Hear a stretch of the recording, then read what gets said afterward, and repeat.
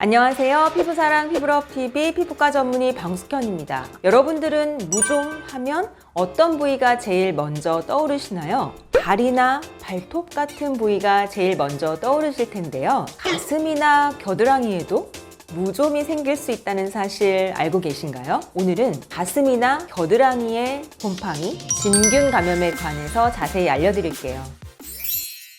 가슴 부위에 발생하는 곰팡이와 연관된 질환은 어루러기와 말라세지아 모낭염 두 가지 정도가 있습니다. 어루러기는 활동이 왕성한 20에서 40대의 가슴이나 등, 겨드랑이 또는 목 부위 등 피지선이 많이 분포된 곳에 다양한 크기의 연갈색 혹은 피부색을 띤 각질, 비늘이 덮여있는 둥근 반점으로 나타나거나 이러한 반점들이 합쳐져서 뭉친 모양으로 나타나기도 합니다. 고온다습한 땀을 많이 흘리는 여름에 많이 발생하는데요. 이 어루러기는 가려움증이나 따가움 등의 자각 증상은 사실 많지 않습니다. 어루러기는 항진균제를 도포하고 또 먹는 약으로 치료가 가능한데요. 하지만 재발이 흔하기 때문에 치료 이후에도 일주일에 한 번 정도는 항진균제인 리조랄 샴푸로 샤워하시는 것을 꼭 추천드립니다. 말라세지아는 곰팡이인 효모균으로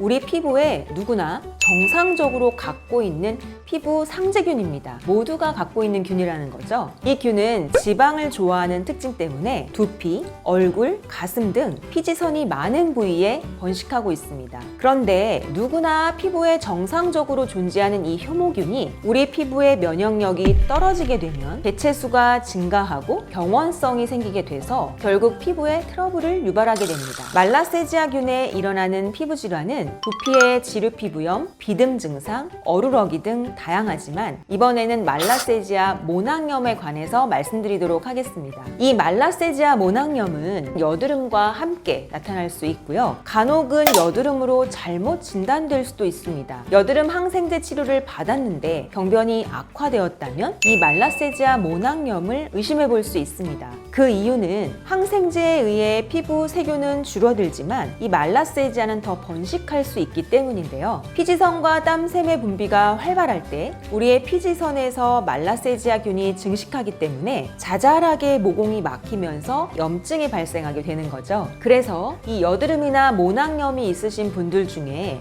이 땀이나 운동 등 해지는 환경에 의해 악화되는 경우나 얼굴뿐 아니라 가슴과 같은 몸에 발생하는 경우, 그리고 여드름 치료 후에 더 악화된 경우에 말라세지아 모낭염을 의심해 볼 수 있습니다. 말라세지아 모낭염은 어떻게 치료할까요? 곰팡이균을 치료하는 항진균제를 이용하게 되는데요. 항진균제는 바르는 도포제도 있고 경구 복용약도 있습니다. 이 말라세지아 모낭염은 모낭 깊은 곳에 발생하는 경우가 많기 때문에 실제적으로 바르는 약만으로는 효과가 적습니다. 경구용 약을 써야 치료가 잘 되는데요. 또 한 가지 기억하시면 좋을 사항은 이러한 항진균제를 먹는 경우 우리가 먹은 약이 피지 분비를 통해 피부에 도달해야 하기 때문에 치료를 시작한 후 일주일이 지나야 효과가 나타나게 됩니다. 이 말라세지아 모낭염은 치료 이후에도 흔하게 재발하는 경향이 있습니다. 그래서 먹는 약으로 치료한 이후에도 일주일에 한 번 정도는 바르는 약이나 리조랄 샴푸 같은 세정제를 쓰면서 예방해주는 것이 좋습니다. 덥고 습한 환경도 피지량 증가로 인해 악화 요인이 될 수 있으니